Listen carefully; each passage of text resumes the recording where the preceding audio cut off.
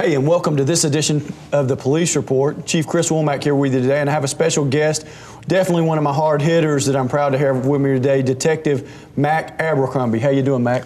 Good, Chief. Good to be with you. Glad to have you with me. Any of the old timers that's been watching City TV and here from Douglasville, you're going to know exactly who I've got here with me today. But for some of our new viewers who may be new to the area, new to Douglasville, tell them a little bit about Mac Abercrombie and a little bit about, you know, how you grew up here, how you're one of our homegrown guys.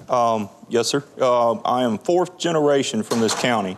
Our family has been here since the beginnings of this county.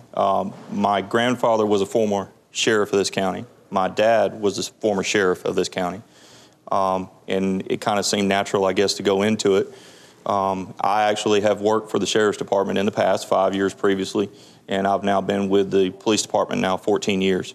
So we do have a strong attachment, my family and myself, to this community, and that's exactly what I want it to be, a community.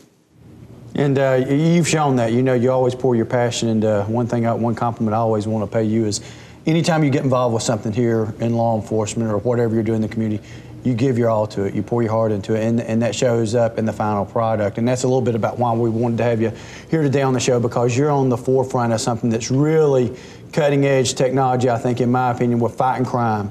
And it's something not only that you've done an awesome job with here locally, but you've gotten a lot of attention really in the state of Georgia. I know you've been dealing with some of our elected officials beyond just here in the city, but even on the state level. And that's why I wanted to have you on here today to deliver that message, to let folks know what we're doing to try to protect the property, try to keep them safe, and particularly how you picked up the ball when we threw it to you with our pawn shops. Tell us a little bit about what you're doing in that realm and police work. Well, essentially, the state laws that govern pawn shops and that govern your gold buying are very old and antiquated. But luckily in state law, we have the ability to add additional legislation, ordinances, to increase that. And that's exactly what we did. We went in and we changed it and kind of updated it to current standards so that we could actually control it. One of the key things that we did is we moved from a paper-based system, believe it or not, still in 2009 at the time when we started this, and went completely electronic. This sped up the process of receiving the information, which beforehand we spent approximately 90% of our time, if not more, just recovering the information. So now we've gone from spending all of our time recovering the information to using the information, which is the quantum change that we're in now. Tell our viewers a little bit about how this has actually worked for you when out in the field, how you've put this to work and you've had hands-on with apprehending somebody that's trying to do something shady under the table, breaking our laws, breaking our ordinances, and how you've made this system work for you. This system has, first of all, let me say we're only about the third jurisdiction in the state of Georgia to use this, and we're probably around in the top 10 in the Southeast. I don't know of any others in the jurisdictions anywhere in the Southeast that are doing what we're doing, but it gives us the ability to have the information when you call us and you say, well, I've lost my jewelry, I've lost my TV, we've had a burglary, I've had an entering auto at the mall. We can instantaneously go and check our system and see what shops have received and check that information without bothering the shops, without calling them on the phone, without disturbing their business. So we're sensitive to the business needs. We want the businesses to do well, but we also want to kind of seamlessly do our job in the background and not be inhibiting their sales. But we want to, find that undercurrent that is using these shops illegally, because overall these shops have a good business model and are good and productive businesses for our community if done in the correct way. We don't want the criminals to persistently use them in an illegal manner. Great. And switching gears just a little bit, what I'd like to do is let's talk about now with something we saw a huge influx of when we saw the downturn in our economy several years ago. These gold buyers started popping up everywhere, and particularly not just businesses that are established here, stationary businesses, but we would have people coming in from out of town that we didn't have a clue necessarily who we were dealing with or who maybe some of our citizens were dealing with. Tell a little bit about what you're doing in that arena. Correct. What we did is, since we applied the pawn shop electronically, it only made sense that we follow the same standard and just simply apply it to the gold buyers. It's commonly referred to now in other parts of the country as secondhand.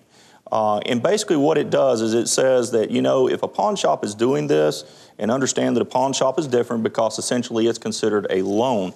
Now, gold buyers, when you go in, are prohibited from making any loans, which simply means once you sell it, you can't get it back. Because if you do, then it could be considered a loan. So there are very strict requirements to that. But just like going into a pawn shop, gold buyers are required to follow certain rules. You want to make sure that they weigh your gold correctly. You want to make sure that they are using a scale that has correct weights.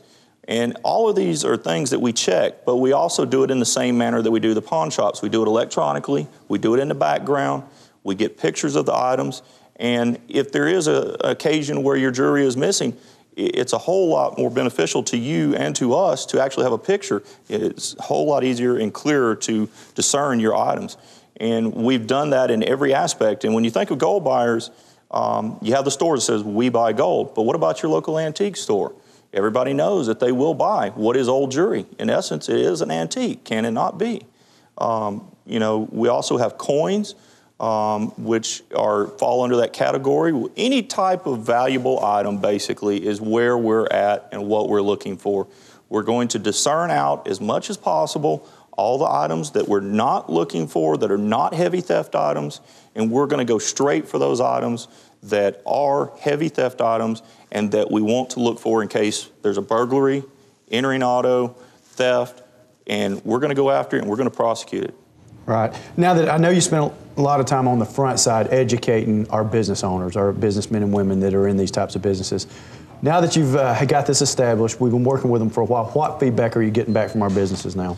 The businesses initially, of course, anything that's new, and we move completely from paper to an automated system. A lot we're not versed with computers, but this is actually a very simple web-based system. If you can access the internet and pull up a web page, that is essentially as easy as it is in entering information in. We make it as easy as possible. I work closely with all the businesses. If they have any issues, I go out, I will personally train, and I have personally trained every single business that we have as to how it works, and I want to be there to assist them. These businesses do not want that type of activity. They don't want to lose the items. They don't want to lose that money coming in. That's hard for some of the smaller businesses to take that hit if we have to come back out and see stolen property. So we go that extra step, and we do what a lot of jurisdictions don't do, is we go back and we seek restitution for the business. So in addition to prosecuting the person that stole the item, we're now going to seek restitution for the business. As I said, this is to help us work seamlessly and to keep the business.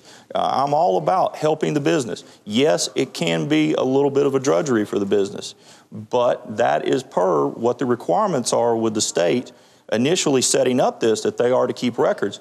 The manner that we take it is really what has changed. We've just simply upgraded it and said, let's do this electronically. Because paper, as you all know, is going to be very, very hard to shuffle through, to file, for us to use. Right. So that's where we have gotten with this. It's just much, much quicker. And as I tell the businesses, this is my key thing, 100% you will be covered if you ask the business to take this information, follow our procedures. I'm going to cover that business. Unless they, have gone completely against what I have advised them and what we have asked for, I'm going to cover them. I'm going to stand behind that business. I'm going to keep them from losing money.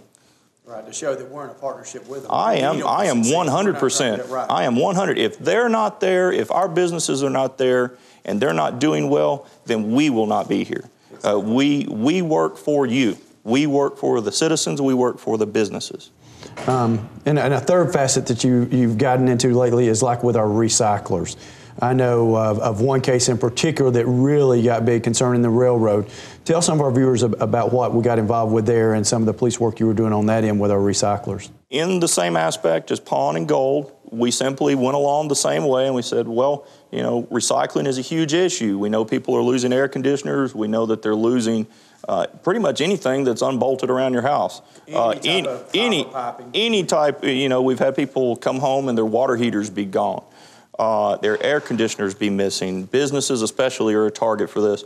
So the price of these items have been extremely high because of the emerging markets in China. China is simply buying up all the commodities, so therefore everything in the U.S. recycling industry is going that way, and the prices have really driven up. So it has really increased the need for that. So we simply applied the same rules, the same standards that we had already established with the pond, already established with the gold, and applied it to our recycler. Now, in this case, we had to ask for the acceptance of the recycler because there are certain provisions in state law that do not allow us to apply it. However, this year, actually, the state legislature is working on that, and there's going to be changes. And a lot of those changes are based upon some of the things that we're doing here. We're very much in this fight to calm this situation. All the legislation that is coming out right now are based upon a lot of the things we're already doing, and this is not new. This has actually come from other states that are way ahead of us. Georgia, and unfortunately the Southeast, is way behind, and that's why it is so prevalent here. But this case in particular recently applied when the old mill came about. Everybody knows the old mill location on 78. Basically, people saw it sitting there, unused, easy access, not monitored. They went in and they took steel, they took copper, they took lights, and they took it to our local recycler. And they did exactly what they were supposed to. They reported it. And because of their diligent reporting and the manner that they reported it, we were able to make a prosecution not only for that instance, but all the previous instances where they did that, which is what is uniquely different about our system than any others. And that was awesome. I mean, it was great when we was able to, some of the viewing public may not realize, but now that is now city property. That I think it had been under some type of foreclosure, and the city actually bought that up with plans to maybe do a park or something there later and look at cleaning that up there in the old mill village where the old mill is. So, and it's a safety concern. You know, it's a safety concern. Nobody needs to be in there. It is a definite hazard. We actually even contemplated charging them with reckless conduct unto themselves or anybody that would have been there, simply because it is that much of a danger. Right. Well, Mac, I want to thank you for your time coming on the show today. I can't brag about you enough about your work ethic and your work attitude. And you make the police department look so good every time you get up. You got a great presence about you.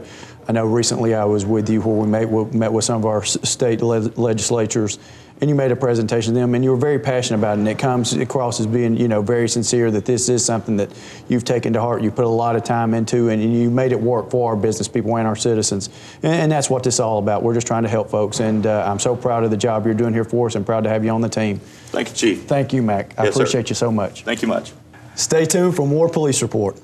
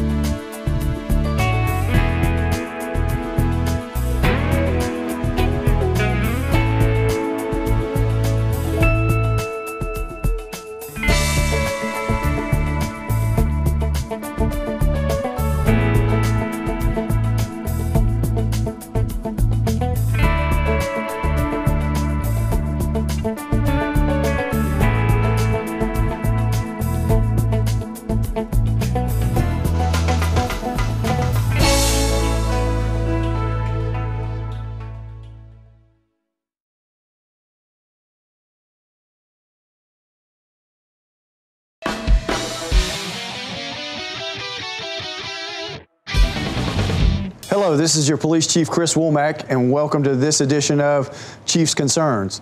Today I want to talk to you about a topic that is really what I consider to be one of my pet peeves, and that's littering. Folks, I don't understand why people won't take the time to put trash where it needs to be in the proper receptacle. I can't tell you how many times I go down the road and I'm watching cars around me, and I guess I'm going to be picking on smokers for a little bit, but I see people flicking their cigarette butts out. Now, believe it or not, the city has a very expensive piece of equipment that we've had to buy to clean these items up. We have to pay somebody to drive the truck to do that, so it's very costly to city taxpayers because of this littering, you know. And like I always tell, and I stop people from time to time who's doing this, and a lot of times they're saying, well, it was just a cigarette butt, that's not really litter. Folks, I've done a little research on it, and let me tell you, a cigarette butt actually lays there between 7 to 11 years before it will deteriorate, depending on your climate. So that's definitely a form of litter. And I just want to I want everybody to be responsible. Like I tell people, hey, I like eating ice cream, but if I'm get through with my ice cream, I'm not going to throw my paper out the window when I get done with it. You know, so please, let's keep trash in its proper place. Let's be responsible so we can be a place here in Douglasville that everybody's proud of. We want to keep it looking good, not only for our citizens that live here, but any visitors that we have. We want to be proud of Douglasville. So please help your police department and do your part by keeping our streets clean. On that note, you know, I want to say thank you, Douglasville, for all the support you give your police department, and all my guys and gals out here. I appreciate it. We know you've got our back. And stay safe, God bless, and take care. This is Police Chief Chris Womack signing off.